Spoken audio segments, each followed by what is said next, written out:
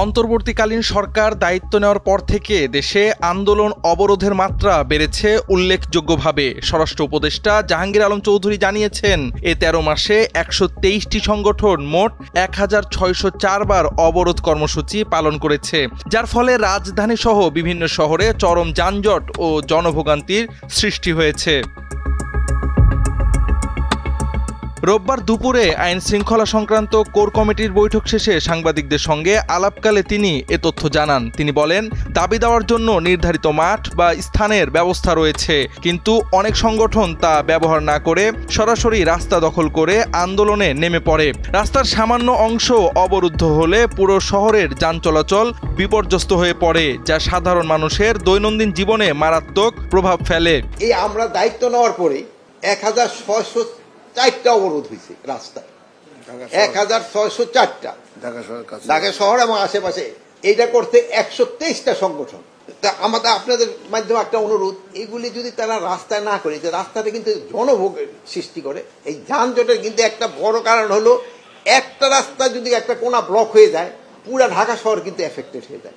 তা আমি সবার কাছে একটা অনুরোধ করব, এটা যদি একটা পার্টিকুলার জায়গা, যেমন যেখানে মাঠ রয়ে গেছে অথবা সরোয়ারি উদ্যান রয়ে গেছে, এই সব জায়গায় যদি করে তো কিন্তু জনদুর্ভোগটা কমে।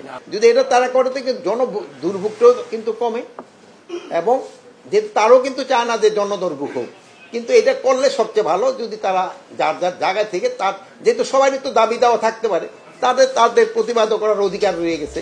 এ সময় রাজনৈতিক পরিস্থিতি নিয়েও কথা বলেন স্বরাষ্ট্র উপদেষ্টা। তিনি উল্লেখ করেন, সরকার পরিবর্তনের পর রাজনৈতিক দলগুলোর মধ্যে যে ঐক্য তৈরি হয়েছিল তা ধরে রাখা অত্যন্ত গুরুত্বপূর্ণ, কারণ এ ঐক্যই স্থিতিশীল রাজনৈতিক পরিবেশ বজায় রাখতে সহায়তা করে। তিনি সতর্ক করে দিয়ে বলেন, একটি রাজনৈতিক দল নির্বাচন প্রক্রিয়া ব্যাহত করার চেষ্টা চালিয়ে যাচ্ছে। তাদের একটি অংশ এখনো সক্রিয়ভাবে মাঠে রয়েছে। তবুও এ ধরনের অপচেষ্টা মোকাবেলায় কঠোর অবস্থানে থাকতে হবে।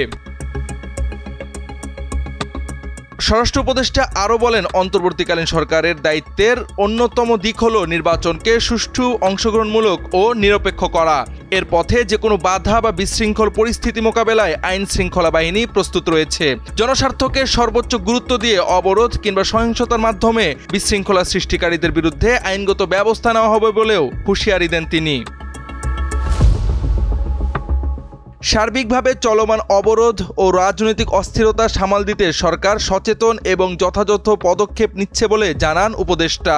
জনগণের নিরাপত্তা ও স্বাভাবিক জীবনযাত্রা যেন ব্যাহত না হয়, সে লক্ষ্যে প্রশাসন ও আইন শৃঙ্খলা বাহিনী সমন্বিতভাবে কাজ করছে। জাওয়াদ আহমদ, সময়ের আলো।